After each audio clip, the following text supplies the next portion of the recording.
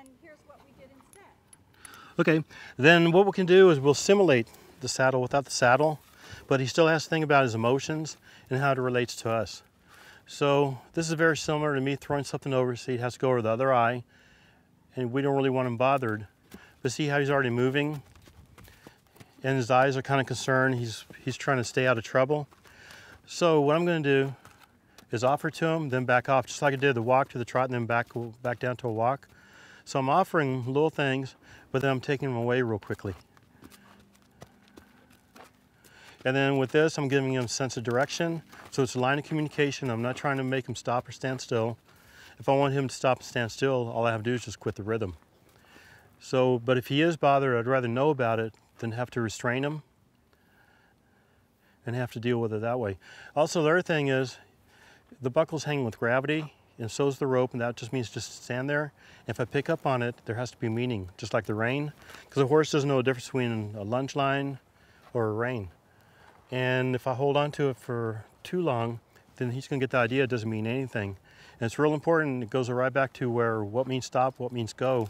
So it's all the clarity a horse needs is right there, and if we take it away from him, it's like teaching a kid a third of the alphabet, wondering why they can't read.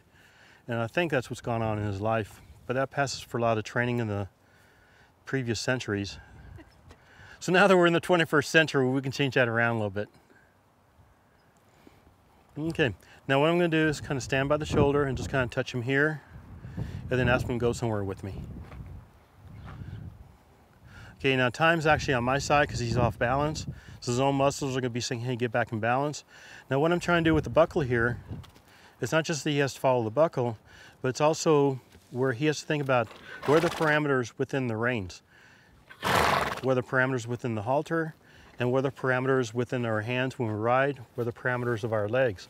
So what we're trying to do is teach him there's a lot of freedom inside the parameters rather than outside. But if a horse is used to leaning, like he's doing here, so he's got his jaw to me and he's looking out. When we're working him before, he had his eye outside the circle. So they're always leaning towards something else. And animals tend to do that, but they learn from the time they're nursing. They're always pushing. They want to see where they're the parameters, where they fit in. So if we look at it that way, it's more of something we have to teach them about what's acceptable behavior, but also we have to do it in a way they can understand. Here I like him to move away from me. So I'm just adding something to this. I'm adding just a little bit of pressure where I'm turning the nose, then putting just a little pressure on his nose and asking him to follow the feel. Here I like him to find there we go. So eventually what I want him to do is figure eights. So I'm on his left side. I like him to turn, move away from me, and then go forward. And then go to the end of the rope, come back to me, go away from me.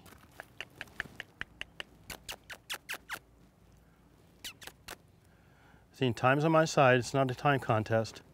I'm going to help him clarify. Go forward. And then back to me. So this way when we do put the saddle on, I can always have him go somewhere where he's known it before. It's not going to get him in trouble, but it's going to lead him out of trouble. Okay, the other part I'm going to do is we'll do some of this.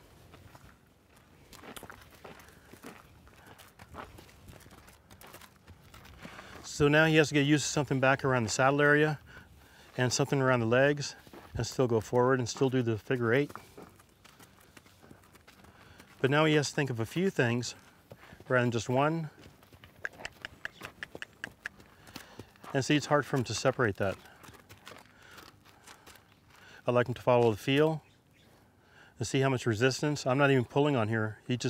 That's him with his head and neck. So now he's starting to revert like a baby. He'd rather have his nose next to my shoulder. And I like him to follow the feel. See, he's trying to figure out what does that mean around his leg? What's it mean back there?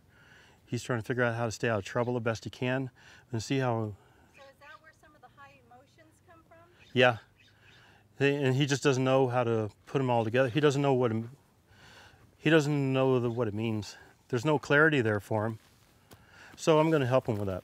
All I'm going to do is just walk around a large circle And all he has to do is keep his hind end opposite me and his front end into me. And I'll just do little things with the rope. See, I like his forehead more to me. And I like his hind end to walk at least as much as I'm doing, so it's opposite me. And this way, what I'm doing, I'm getting the message down the backbone, down to the feet, down to the back feet, like right there. But see, I don't want him just following me around like a little baby would, because that's not going to teach him much. So maybe I'll do it in a quarter of a circle. Let's see if he can do that. That's better. Now another quarter of a circle. Now a little more of a quarter of a circle. And now I'll ask him to go forward. Okay, this is similar to what they do in classical dressage, work in hand, but it's a variation of it. So see, there's a rhythm here instead of the conductor's baton. I'm using this for the rhythm. And here's a direction. I like him turn and then go forward. So I'll pick up on here. I like him do a quarter of a turn and then forward. And what it does, it gets some sensations down the backbone. And I kind of want to wake that up without him feeling like he has to defend himself or where he feels lost about what to do next. I want you to repeat what I'm saying to you, but you've mentioned several times about having the horse use the brains that God gave him.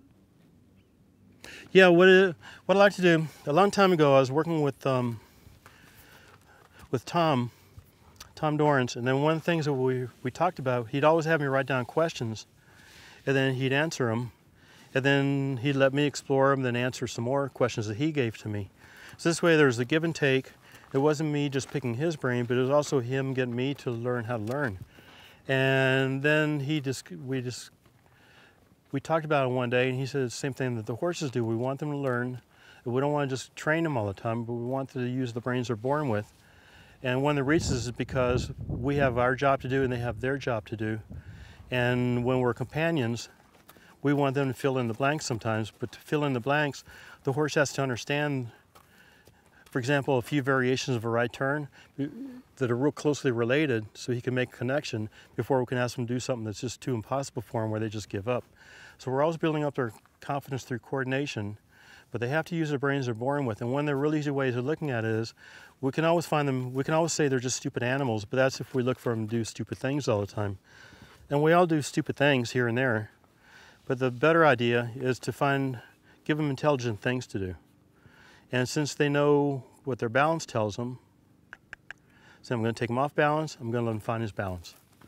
And most of their balance is in a straight line from their nose to their tail. So if I tell you to take his nose off balance, pretty soon his tail's going to try to find how to get in balance with the rest of its body through the backbone. So if we keep offering it to them in relationship to us, they'll look for that balance in relationship to us, and then they're using the brains they're born with, rather than us just pushing and pulling them around. Because demanding too many things, especially out of a young horse between halter breaking and breeding time, and then the time to starter, which is usually around 2 to 3, a lot can be lost in there, and a lot that can be lost, especially with the males, is their brilliance. Because they all have a certain brilliance to them, but they lose it. We've really overly domesticated the horse, and it doesn't mean we have to let them be wild and run all over the place. But there's certain brilliance you'll see in Cavalia horses, and really highly trained horses, or horses that people want to do a caliber with. You'll see where they can pick up on it, and the horse can just shift its weight back. See, he's not even thinking about shifting his weight to the back. He's just leaning into my hand, and he's so sure it's out there somewhere, he's not thinking with his whole body. So that's one of the other places we're going to have to address. And again, I'm not pulling on here. All I'm doing is taking the slack out, but I like him to make a connection all the way down the backbone, down to his feet. So he's one of those horses that'll probably learn a third of the alphabet, and we wonder why he can't read. See, in here, he's just finding himself. Again, I'm not pulling on here. I'm just taking the slack out. See, I'll make it even easier for him to understand. I'll decrease the pressure, and there. See, he started picking up the backbone about where the rope is, but then he kept going forward. And I know that hay looks pretty good, but he's still got to think about his balanced relationship to me, and he's already had a few hours of eating.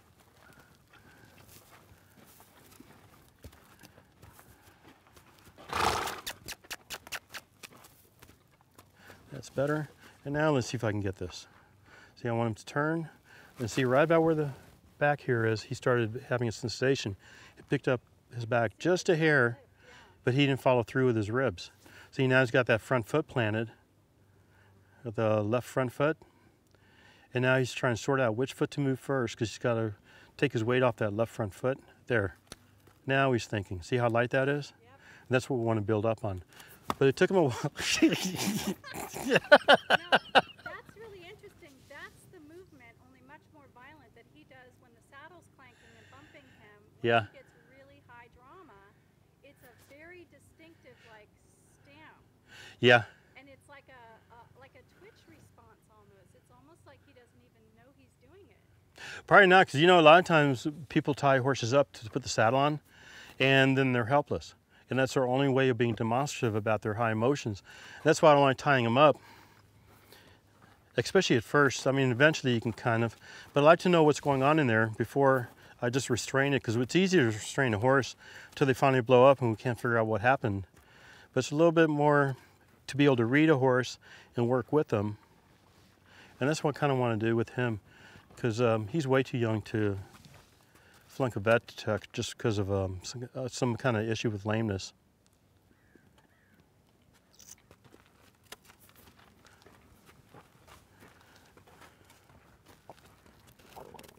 Again, I kind of like his hind end to be opposite me. So this way, that's the start. Oop.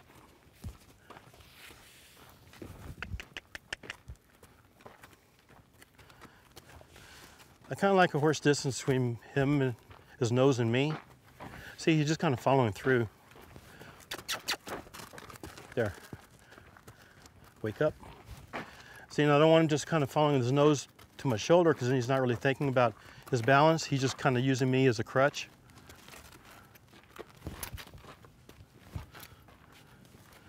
Okay.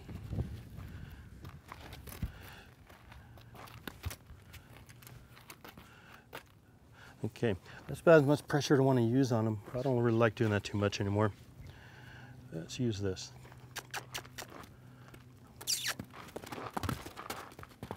There. But I do want him to use that hind end and wake up to it rather than just sleepwalking through life. So I'm going to go back a little bit and just ask him to turn. Instead of going to the end of the rope, I just want to make him a V. So here, that's one part of the V.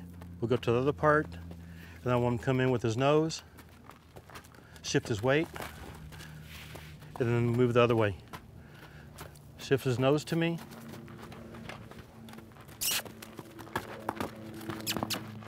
Wake up. There. Okay, and now I'm not trying to set up an alarm reaction in him, but I do want him to wake up, and I want to work on some of these issues. Because see, I'm not trying to take anything away from him. He's got plenty of room, but he's trying to run through something.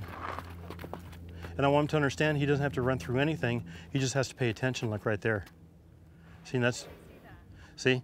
But I have to get him to use the brains he's born with, because if he's just following me around like a little baby, we're not going to be able to teach him much of anything. That's what happened when I was taking him on the trail, and he would get in front of me, and I'd like set up something over here. It would be like he wasn't even available. Yeah. And then he had that alarm reaction, and he would get all like, ugh, you know. Yeah, what I do.